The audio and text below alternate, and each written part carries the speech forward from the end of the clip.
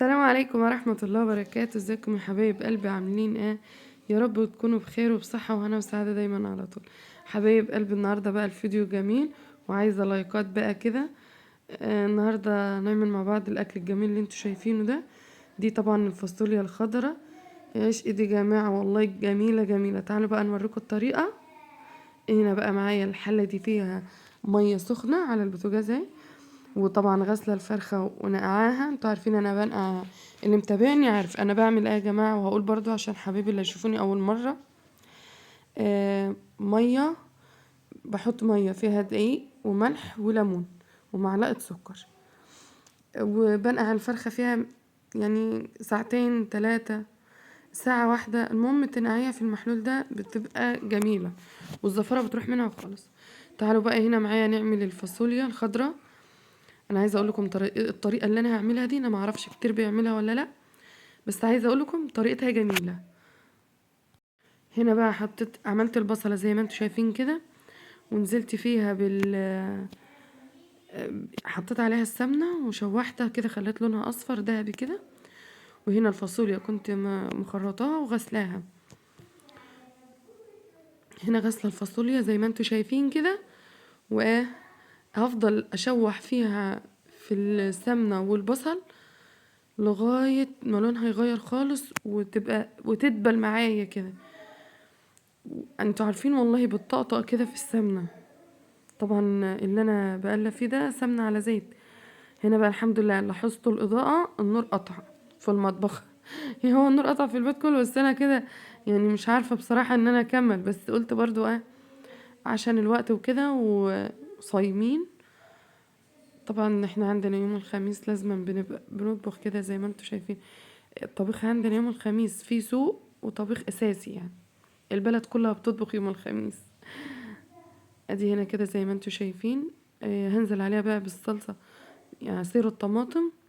اني جبت طماطم وعملتها في الخلاط، وهنزل عليها الفاصوليا زي ما انتوا شايفين. هسيبها بقى تسبك، بس قبل ما اسيبها هحط لها هنا دي نص معلقة من الكزبرة، وربع معلقة من البهارات اللي هي 7 بهارات، وربع معلقة من الكمون. الكمون ده كمون على فلفل اسود. وهنا بقى معلقة السكر اساسي.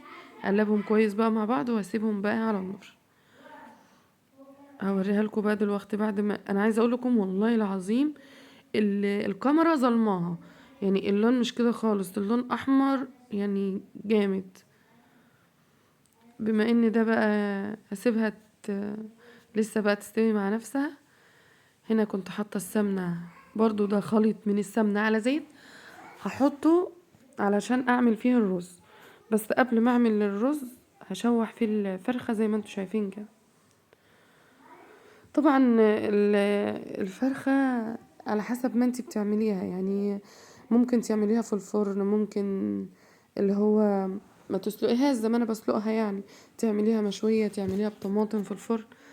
احنا يعني بعملها مرة كده ومرة كده عشان ما يزهقوش.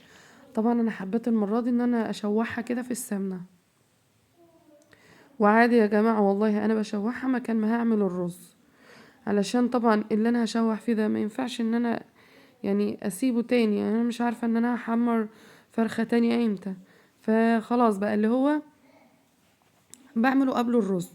وبعد كده انا غاسلة الرز ومجهزاه، هنزل بالرز هنا كده.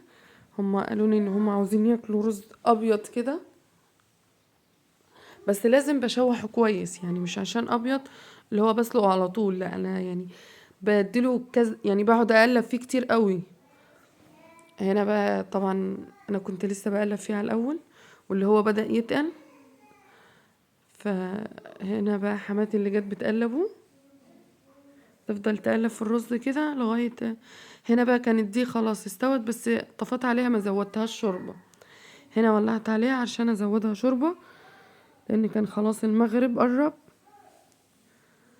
هظبطها بقى وخلاص، يعني كنت حاطه لها الملح بعد ما حطيت السكر يا جماعه. هنا بقى خلاص زودتها الشوربه، هسيبها تقلب كده قلبتين وخلاص هطفي عليها.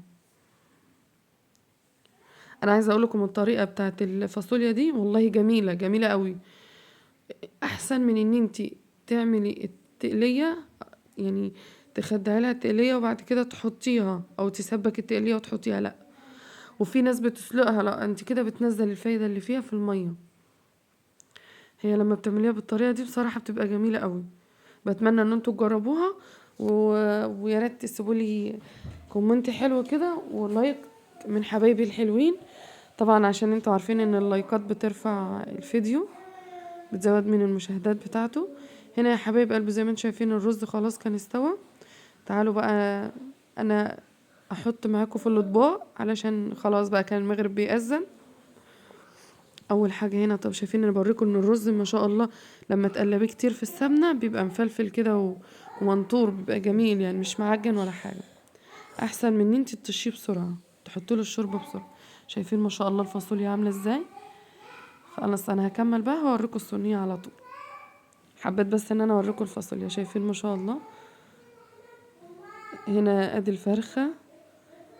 طبعا يا جماعه مش عايزه حد يعلق، ان طبعا الفرخه كل واحد على حسب مقدرته.